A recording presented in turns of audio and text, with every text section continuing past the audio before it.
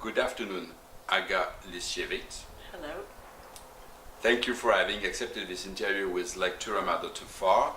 We would like to ask you a few questions regarding your most recent book, Exposure, Regarde-moi, published by Belfond. How did you get the idea for your last book? I am interested in situation. As you know, I don't write about police and I don't write about detectives in my books. The main reason is that I know very little about the police work and about detective story, and what interests me in my books is the world viewed from the position of a victim. So I always start with an idea of a situation, of a difficult situation in which I put ordinary people.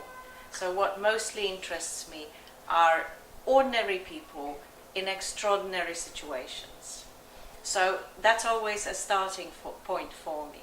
And in this book, what I really wanted to explore is the idea of someone who is being stalked by someone, and it's an unknown person, and this person seems to know a lot about the main character's life. The main character's name is Chris.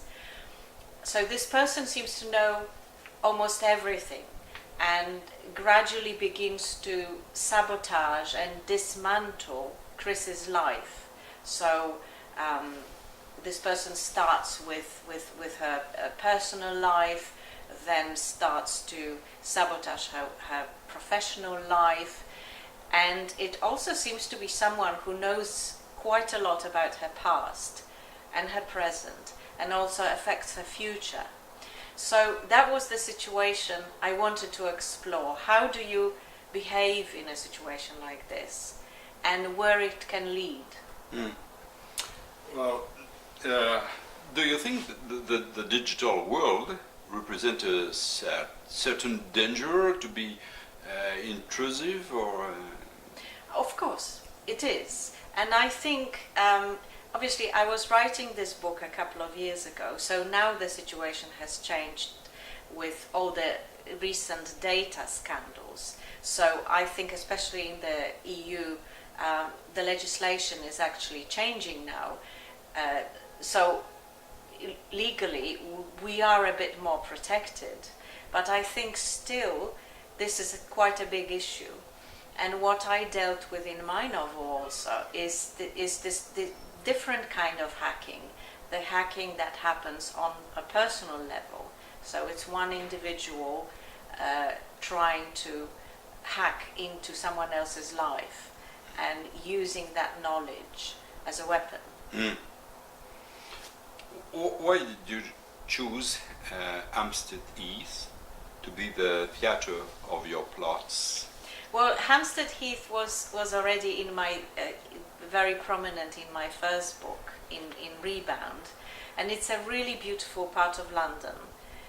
It's basically a huge park, and it's one of those places where it's hard to imagine that something horrible can happen.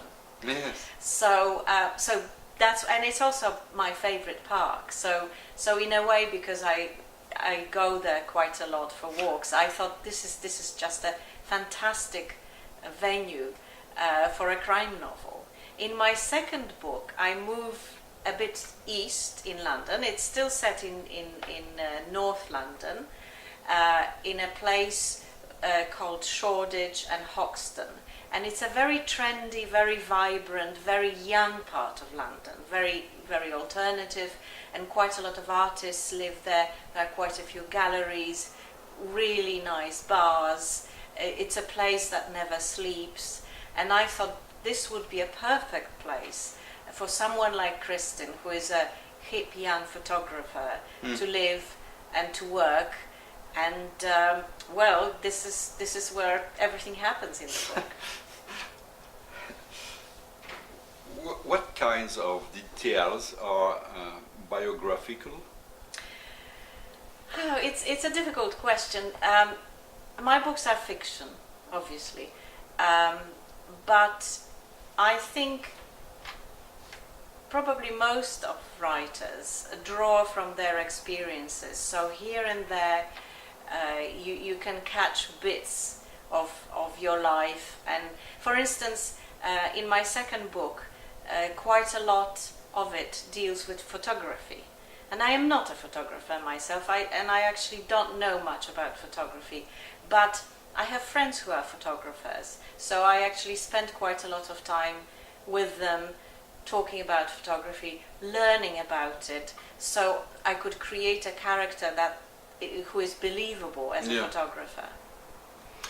I'm sure you're fully happy in your job, right? But looking back to what happened to you, particularly the problem of your knee, did you regret in a certain way the time you worked for the BBC and TV? Do I miss it?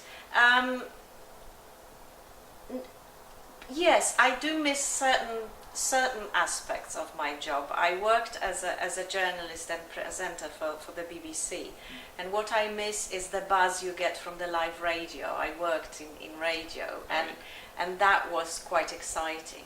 And then I spent many years working for television, and I used to make promos and trailers, ads for television stations, and sometimes for films, for movies. But to be honest, that transition to being a full-time writer happened just at the right time, and I think it's the best job in the world. Yeah, yes. So thanks to your knee. Thanks to my knee. I kind of wish maybe that it had happened a few years earlier. So I started my career as a writer a bit earlier, but I'm loving it. It's a great job. Do you know Zadig from Voltaire? Yes. Yes, but it's the same. Yeah. I read because you said liking very much Scandinavian writers, isn't it? Yes. Did you think they brought a new breath in the thrillers? I think so. I think they really. Yes, that's a very good expression. Actually, it is a completely new breath in the whole crime genre, and especially people like Mankell, who created fantastic characters, and they dug much deeper into the psyche of a criminal and the psyche of a detective. Yes, I am a great fan of Scandinavian literature. Yeah, you have also Olsen. Yes. Jussi Olsen. Did they influence the other writers? Did they influence my writing? I don't know. Oh, you mean other writers? Or the other writers? Oh, yes. You or the other writers? I don't know. Well, I love to read, and I read a lot of crime. And among my favourites is a British writer, Val McDermid. She's actually Scottish, and she's been writing crime fiction for quite some time now, and she's a kind of undisputed queen of British crime. And but I think it's such a rich genre, and there are so many people in it, and there are wonderful new writers who come in and bring something completely new to it. So I think it's a wonderful genre, and it's very, very rich. Because another thing which for me is very attractive about it is the fact that you can make a crime novel into anything you want. It can be quite political. It can deal with technologies, it can be set in a countryside, it can be very urban, it can be anything you want and still be within the genre of crime. Yeah, completely, you're free. Why was it so important to you to describe the social and implication of a crime in your books? Do you think they are always showed?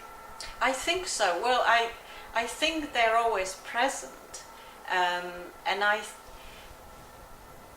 am not sure they are always something that writers concentrate on it, but it's definitely something that interests me a lot. Yeah. And the implications of crime are on many levels, on obviously emotional, psychological level, but also social level is quite interesting. Yes. So to end our interview, what are your next projects? Well, I have just finished my third crime book, Yeah. and it's also set in London, and it also deals with, in a way, it does deal with hacking to a certain extent, and with being stalked by means of digital technology. Okay. That I find really fascinating. So we stay in the same field? We stay in the same field, Okay, yes, okay. yes. So I have just finished writing this book. Obviously, the whole process of editing it and getting it published is quite long. And in the meantime, I'm already plotting my next one. Okay. So thanks a lot again. Thank you very much. Thank Pleasure. you. Thank you very much. Thank you.